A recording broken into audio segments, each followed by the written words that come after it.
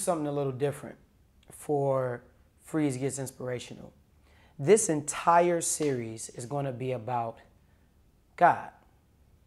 And it may be a little unorthodox. It may be things that you aren't necessarily used to hearing when discussing God, or it may be things you discuss all the time. That's what this entire series is about. And the first episode is critical because I want to start at the foundation of conflict of the ideas about God. And that is why I called this episode Science versus Everybody, right? And science in reality it's not versus anyone, right? But I do think it's interesting that in certain circles, science is being used as a way to debunk the reality or the existence of a God. So that's why I want to start with this topic, because science and God, to many people's opinion, is either in conflict with God, is God, or they both are completely mutually exclusive. Let's start with the question that I always get. How can you believe in science and believe in God, Faris? You out there, how can you believe in science and believe in God at the same time? How? You over there, how do you believe in science and believe in God at the same time? How? You can't believe in science, right? You don't believe in science. You don't believe that 1 + 1 = 2. That doesn't rely on belief. One phone plus another phone. That means if you look at them together, when you're putting them together, plus addition, it's 2 of those phones, right? It's not a belief. It just is what it is. If you think that science is something for you to believe in, then I believe we need to look at what science is anyway, so that we can really have a beneficial conversation for everyone watching right now. So let's look right here. I'm not even going to front like I know this definition. According to Google, it says science is a systematic enterprise that builds and organizes knowledge in the form of testable explanations and predictions about the universe. Contemporary science is typically subdivided into natural sciences, which study the material universe, the social sciences, which study people and societies, and the formal sciences, which study logic and mathematics, which is what I was talking about just a minute ago about 1 + 1 = 2. It's a science. The formal sciences are often excluded as they do not depend on empirical observations, like I just said. Math doesn't take you to believe it, right? Observations do. They take you need evidence with the other sciences. So when it's talking about evidence and all these things about what science is, basically science is man-made. Science is something that we create to put things into understandable terms so that we can understand the world around us, whether material universe, whether socially, however. These are the things we use to understand the universe around us. Now, you don't believe in that. You don't believe in the definition or the observation of something, right? It's meaning something that you completely can observe right in front of you. I put a flame, mix that with some gas, there's going to be a combustion, right? Some type of explosion or something ignites when that gas and that flame hit, right? Well, with that being said, is that something you believe in? No. No, you don't believe in the fact that gas and fire make more fire. right? You don't believe in that. What you do is you observe it and you understand it, or you don't understand it, or you learn what's happening to make that happen, right?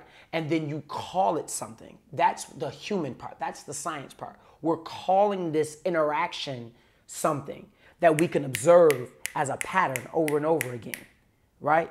So science is just fine with me. And let's let it be known right now before we continue this. I'm a firm believer in God. And we're going to talk more about why I believe God is so fundamental in all of our lives, episode to episode. But for right now, I want to focus on science versus everybody, as if it's really versus anything. So let's break this down. Let's strip away the science, the study, the way that we put things into different groups and categories like we do in science. Break it down to what things just are, right? You can say that, I am science. No, I'm not. Science is an explanation of who I am and what I do, right? So with that being said, the things that are happening around us, we're trying our best to understand them and to use in a scientific way. We're trying to use evidence to help us understand by studying, testing, observing, have the empirical evidence, and then say, boom, this is what this is based on these many times we've seen this happen. It's like probability, basically. Science is always trying its best to identify the things that are happening around us, right? But science, as from that definition I just read about science, meaning science is a systematic enterprise that builds and organizes knowledge in the form of testable explanations and blah, blah, blah, blah, blah. It's an enterprise, right? It's a grouping of ideas for those who do not believe in God because of science.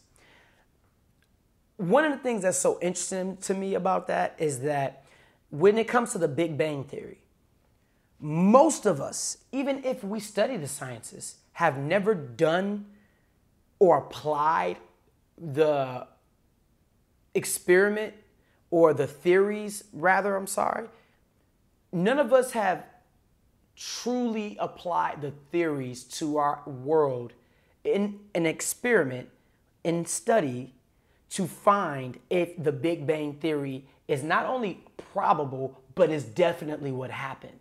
Most of us have never done that. We accept that as the truth. Many of us, including me, have accepted it as the truth. I don't know if it is necessarily the truth, but it makes sense. But why did I accept that? I know nothing about quantum physics, or any in-depth I don't have any in-depth understanding about the chemistry and the way that the universe works on a micro level. I don't know anything about that. And I think that that's why many of us accept when we see a person who we believe is qualified or scholarly, and especially a group of people, say this is probably what happened, we accept that.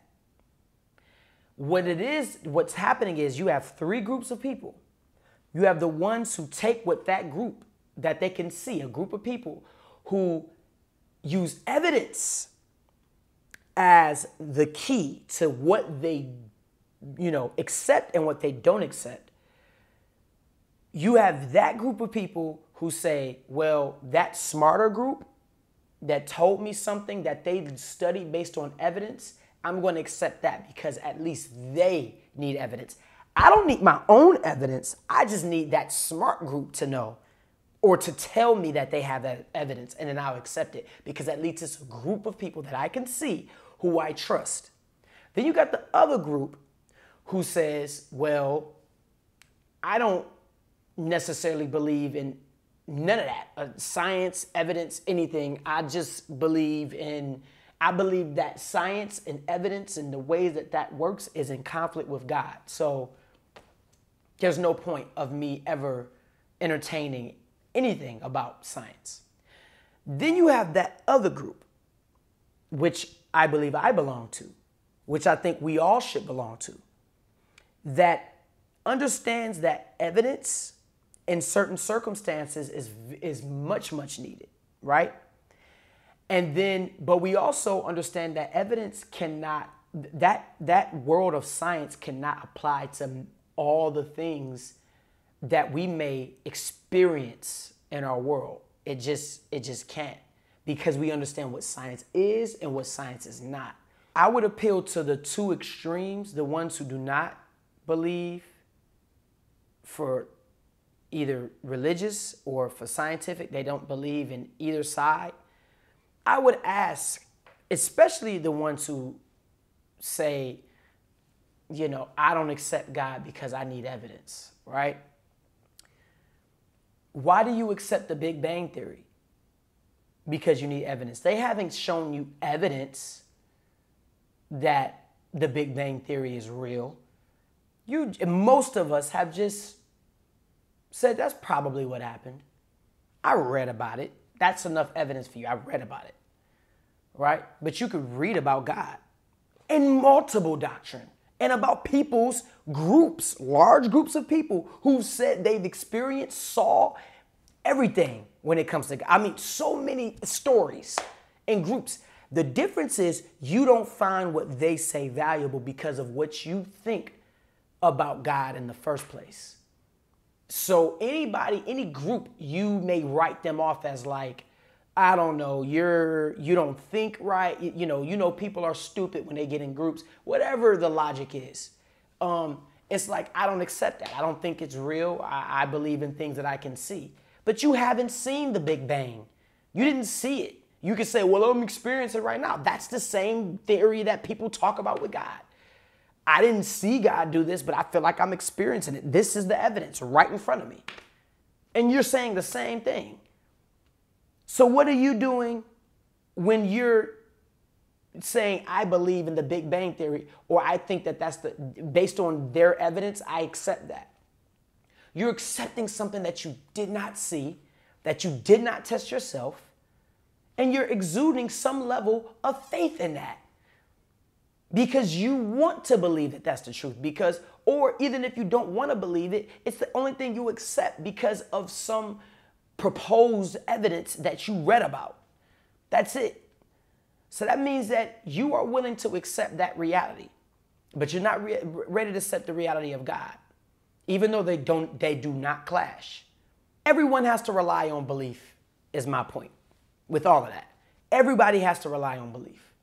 The person that believes that the Big Bang Theory is what created the universe, if you didn't do the testing yourself and you don't have the evidence in front of you of what these people who are physicists and all these different groups in the science community that have tested the theory of the Big Bang, if you haven't done that experiment yourself, and you believe it wholeheartedly, you're using some level of belief.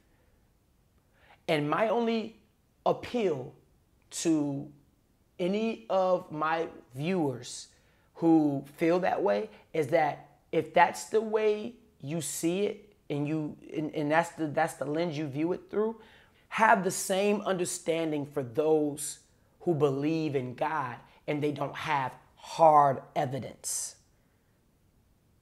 Right? Have the same mutual respect. Because I think if you do that, what can happen is you can start to think objectively about why someone might believe in God and various reasons outside of just humoring the idea. Expanding your mind to things that you may not believe and you don't want to believe, but you're happy to do it because of the fact that that's what you're doing in your everyday life with things that are fundamental to your world, like the Big Bang Theory. So, the problem that I want to address a little more in depthly about why science looking to prove if God is real, or there is no existence of God, or we're not even looking for God. Whatever way science is looking at the origin of our universe and where it comes from and what's happening with it now, where we're going. The problem with that is science needs evidence, right? In order to get evidence, you have to test the theory. Whatever your hypothesis is, you have to be able to test it. Now, objectively, let's all think objectively about this. If this being, when we're just trying to humor the idea, this being that came before time and space, because that's the only realm that we know where time and space exist, is in the universe. Anything that came before the universe probably is not bound to its rules and probably doesn't have the form that we're looking for, because form and that kind of order comes from time and space. You need time and space. Whatever comes before that, there is no before and there is no end. It just is. And we don't understand that yet. But we're trying to understand it through means of time and space. We're trying to understand infinity and forever in time and space. And then not only understand that, control it, observe it, see the same pattern over and over again, and then have multiple people in the science community, which many in the science community do not agree on a lot of things. You have all these people in the science community, then everyone else outside of the science community say, you know what? Yeah, that thing is exactly what you all think, and we all can see it, and we all have proof. Now, that is what we would need to prove that God is real from a scientific standpoint. So everyone could see it, observe it. You can't do that with something that is beyond time and space. That means time and space is subject to it, not in reverse. So we can't try to control something that comes before control itself, because it doesn't have form, it doesn't have space, it doesn't have time. So any scientist trying to study God and on a scientific observation level, it doesn't make sense. We don't understand the unperceivable. We don't understand things that that does not need time and space. Everything we do revolves around time and space. Everything revolves around time and space. That thing that comes before it, everything that it has nothing to do with time and space, and it has everything to do with time and space at the exact same time, which is infinity.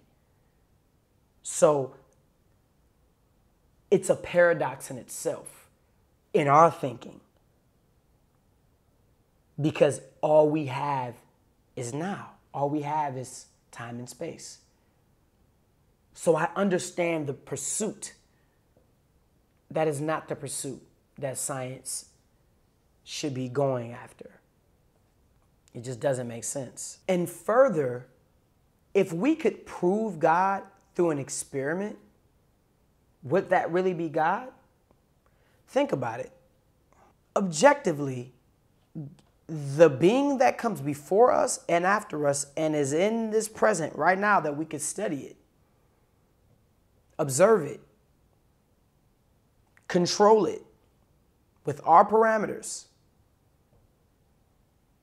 Is that God really a God or an element that we can control? That's the real problem here. We want control. We want control. That's the real issue here.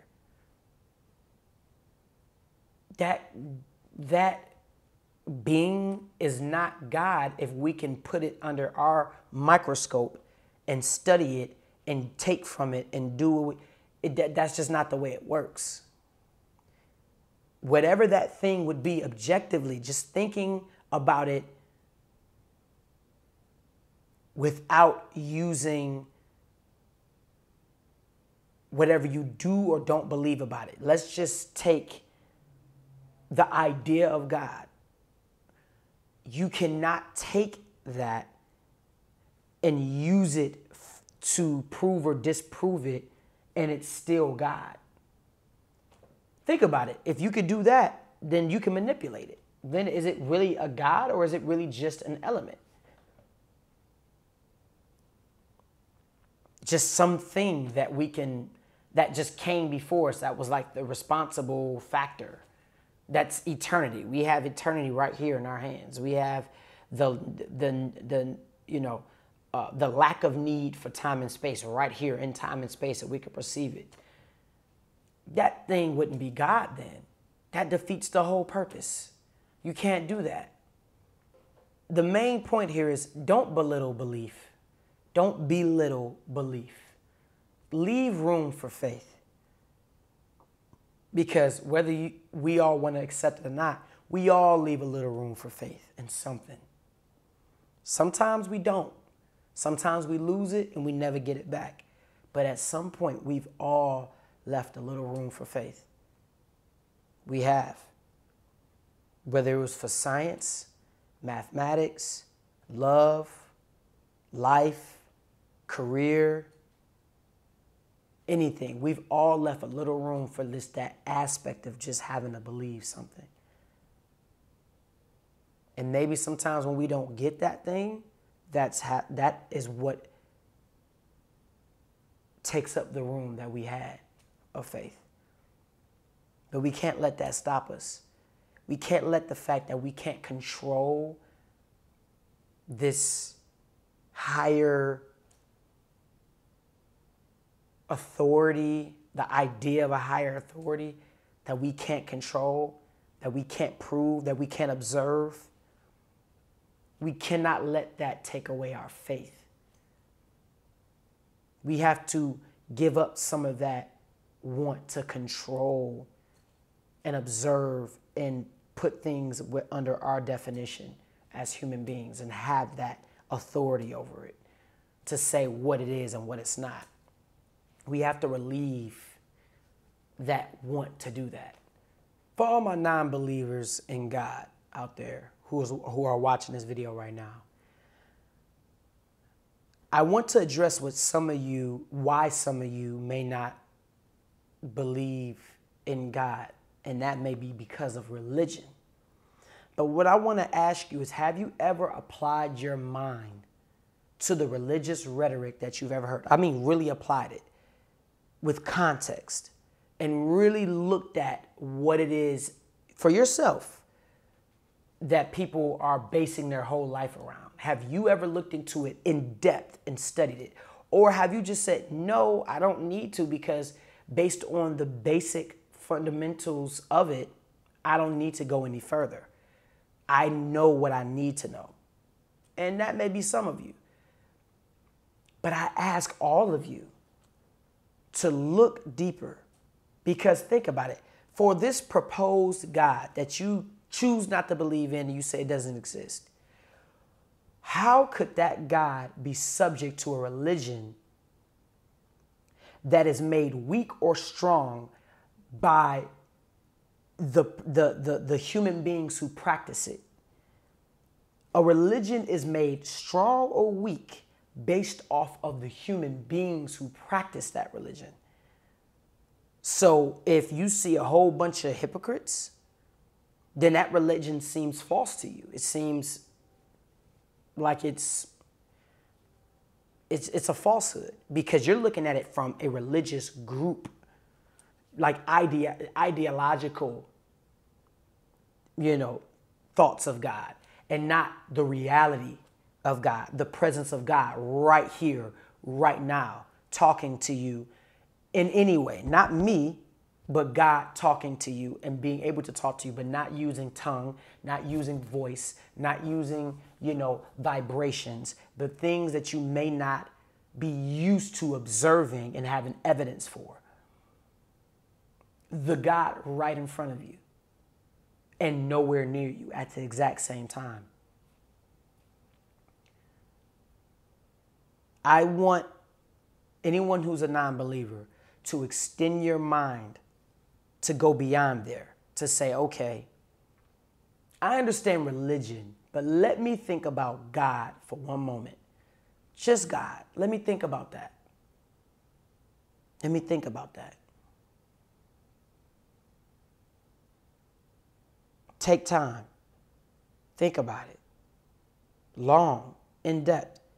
Because it's a real thing that I think deserves some very serious thought by every single human being on this planet. Every single human being. So don't base your belief in God, your disbelief in God, on human theology. Base your belief in God on your own belief in God, on your own exploration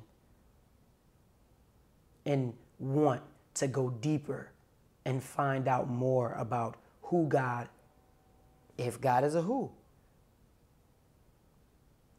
God really is, what God really is.